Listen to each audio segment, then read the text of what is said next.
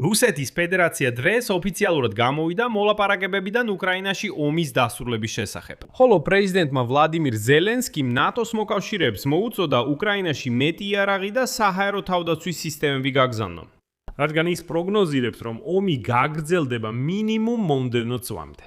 დღეს რუსეთის ფედერაციის პრეზიდენტის თანაშემწემ იური უშაკოვმა საჯაროდ განაცხადა, რომ სამხრივ მოლაპარაკებების გაგრძელება აშშ უკრაინა-რუსეთის ფორმატში არავიზანშეწონილია, სანამ კიევი არ გაიყვანს უკრაინულ ჯარს მის მიერ კონტროლირებადი დონბასის ტერიტორიიდან.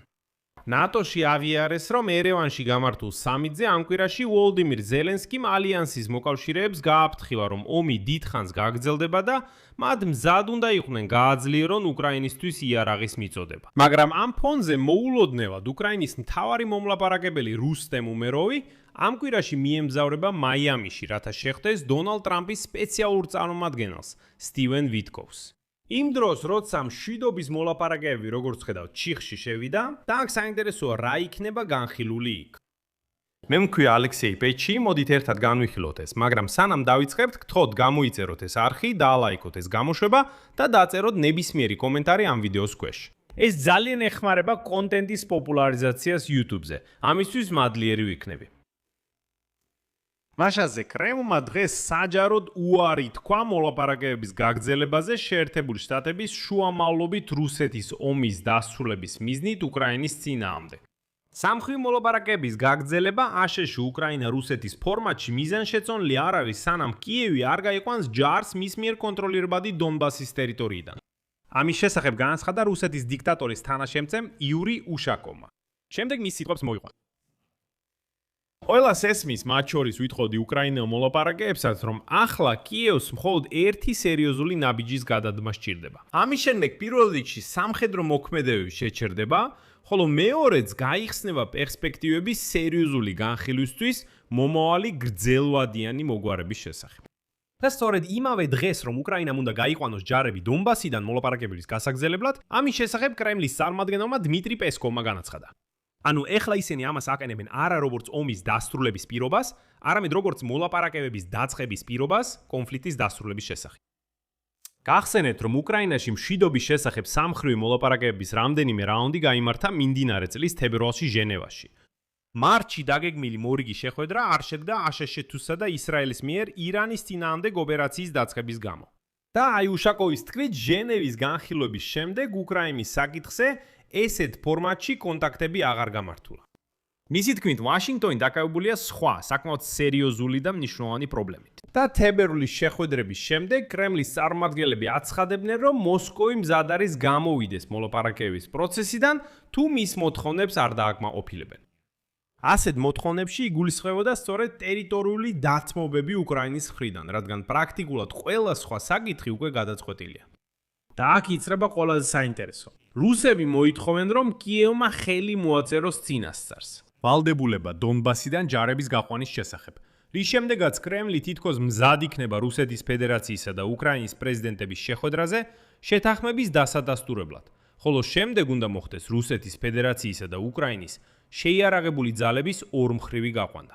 ვლადიმირ პუტინის ჩანაფიქრით უკრაინელებმა უნდა დატოვონ დონბასი, ხოლო რუსები დაპირებას იძლევიან, რომ ჯარებს გაიყვანენ სუმის, ხარკოვის და დნეპროპეტროვსკის ოლქების ოკუპირებული ნაწილებიდან. ისინი არ მოითხოვენ ხერსონისა და ზაპოროჟიეს ოლქებში სხვა ტერიტორიების კრემლისთვის გადაცემას. მაგრამ უკვე აშკარაა, რომ უკრაინა ამას არ დათანხმდება, სანამ მინიმუმ რეალურ უსაფრთხოების გარანტიებს არ მიიღებს. აი სააგენტო ბლუმბერგ აღიარებს, რომ ვლოდიმირ ზელენსკიმ დასავლეთის ქვეყნებს თხოვა დააჩქარონ საჰაერო თავდაცვის სისტემებისა და გადამჭერი რაკეტების მიწოდება, რათა მომავალი ზამთრისთვის მოემზადონ, როცა უკრაინაში ინტენსივობის განახლება სელია. ქალაქებსა და ენერგეტიკულ ობიექტებს. დაბანილ რუსებს. ეს საკითხი მოლაპარაკებებზე წამოიჭრა აღჭურვილობის უუნარობის გამო. ევროპელ ლიდერებისა და ნატოს გენერალურ მდივანთან ერთად ევროპის პოლიტიკური საზოგადოების სამიტზე ერევანში ამ კვირის დასაწყისში. კიევში ცდილობენ ზამთრის თავდაცვად წინასწარ მოამზადონ. ვლოდიმირ ზელენსკიმ განაცხადა, ციტატა: უნდა დავფიქრდეთ, რას გავაკეთებთ თუ რუსეთი ამ ომს არ შეწყვეტს. უნდა დავეხმაროთ ერთმანეთს ზამთრისთვის მომზადებაში და ენერგეტიკული პრობლემების გადაჭრაში. მეორე მხრივ, სულ უფრო მეტი ექსპერტი დარწმუნებულია, რომ ვლადიმირ პუტინმა ინიციატივა დაკარგა და ვერ შეძლებს ამ გაველურებული ქვეყნის, ანუ რუსეთის, დიდი ხნის წინ დაპირებულ გამარჯვებამდე მიყვანას. ამბობენ, რომ გარდამტეხი მომენტი იყო უკრაინის მიერ ნავთობ გადამამუშავებელ ქარხანასა და ტუაფსეს პორტზე განხორციელებული თავდასხმების სერია, რამაც მასშტაბური დაბინძურება გამოიწვია. არა მხოლოდ თავად ქალაქსა და შავი ზღვის მიმდებარე აკვატორიაში, არამედ მეზობელ რეგიონებშიც, სადაც პოპულარული ტურისტული კურორტებია განთავსებული. და სწორედ ამის შემდეგ თითქოს მოსკოვის პოლიტიკურმა ელიტებმა გააცნობიერეს, რომ გამარჯვება აღარ იქნება იმ ფორმით, როგორც ამას ყველას სისხლიანი დიქტატორი ვლადიმირ პუტინი წარმოედგინა. უკრაინული დარტყმები რუსეთის ტერიტორიაზე სულ უფრო მასშტაბური, ხშირი და რაც თავარია, დამანგრეველი ხდება. და ეხლა უკვე დაახლოებით 70% რუსეთის მოსახლეობისა უკრაინული დრონებისა და რაკეტების ცეცხლის ზონაში ხდება. ამასთან უკრაინის შეიარაღებულმა ძალებმა აქტიურად დაიწყეს რუსეთის ნავთობგადამამუშავებელი ქარხნებისა და ექსპორტის ნავთობპორტების დაბომბვა. გასული აგვისტოდან ზამთარი უკრაინის მასიური დაბომბების ფონზე გავიდა მოდიფიცირებული რუსული რაკეტებითა და დრონებით. გარდა ამისა, ზელენსკიმ ერევანში მოკავშირეებს აცნობა, რომ ამ ზაფხულს რუსეთის ჯარების ახალი შეტევა ელოდება. ჯერჯერობით კი ისინი ვერ ახერხებენ წინსვლას და უკვე კარგავენ ოკუპირებულ მიწებს.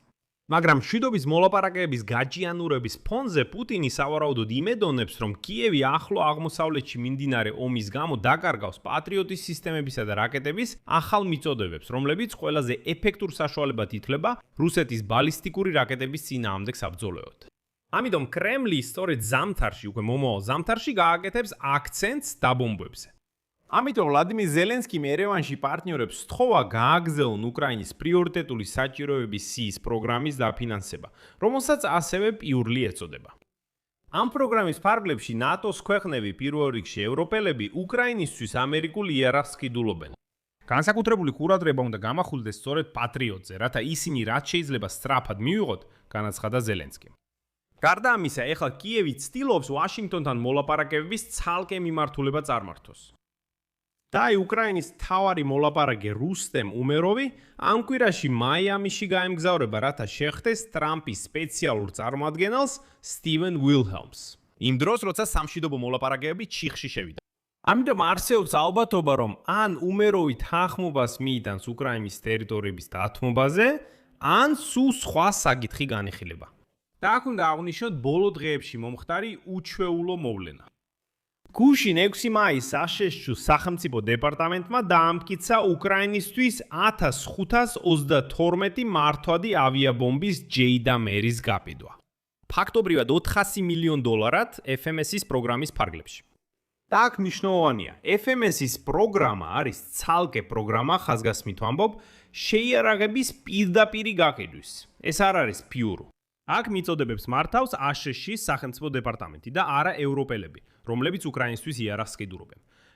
ანუ როგორც ამბობენ, ყინული დაიძრა. იმიტომ რომ სახელმწიფო დეპარტამენტმა დაიწყო იარაღის პირდაპირი მიწოდებების შეთანხმება აშშ-დან უკრაინაში. არც ევროპის, არც ნატოს, არც შუამავლების გავლით, არამედ პირდაპირი მიწოდებებია. ჯერჯერობით ეს რა თქმა უნდა მხოლოდ 1500 ავიაბომბა. ამ ომის მასშტაბით ეს არცე ბევრია. მაგრამ მიუხედავად ამისა, როგორც ამბობენ, პრეცედენტის სახეზე. აქ მრავალწევრთილს დავსვამ. თქვენი აზრი და დასკვნები კომენტარებში დაწერეთ ამ გამოშვების ქვეშ. გამოიწერეთ არხი, დააჭირეთ ზარის ღილაკს და არ დაგავიწყდეთ ლაიკის დაჭერა. თუ გსურთ ამ YouTube არხის მუშაობის მხარდაჭერა, ამისთვის მადლიერი ვიქნები. ეს შეგიძლიათ გააკეთოთ ნებისმიერი დონატის საშუალებით, ბმულებითა და რეკვიზიტებით. ვიდეოს აღწერაში. აირჩიეთ თქვენთვის მოსახერხებელი ფორმატი, მადლობელი ვიქნები თქვენი მხარდაჭერისთვის, ან გადადით QR კოდით თქვენს ეკრანებზე. ეს არის ამ არხის მხარდაჭერის ყველაზე მარტივი გზა. და გამოიწერეთ ჩემი Telegram არხი Pichi News-ი. მული ასევე მოცემულია ამ ვიდეოს აღწერაში. ამით ყველაფერი დასრულდა, იზრუნეთ საკუთარ თავზე, ყველას ნახვამდის.